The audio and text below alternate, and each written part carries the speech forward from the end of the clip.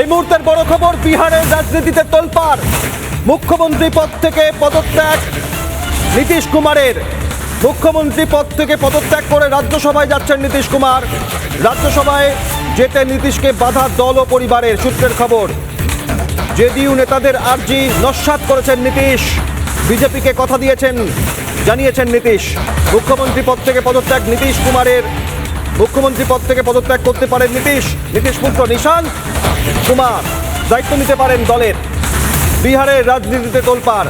নীতিশ কুমার জনতা দল United JDU প্রধান এবার রাজ্যসভায় যেতে চলেছেন।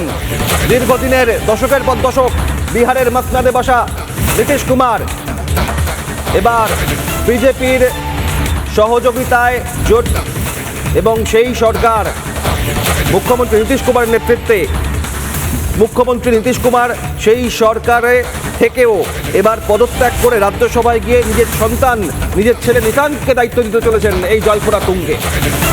বিহারের রাজনীতিতে নীতিশ কুমার মুখ্যমন্ত্রী পদ থেকে পদত্যাগ। নবার মুখ্যমন্ত্রীর দায়িত্ব সামলেছেন দফায় দফায়। কখনো পূর্ণ মেয়াদ 5 বছর, কখনো নীতিশ কুমার স্বল্প মেয়াদেও বারবার সামলেছেন কুর্তি।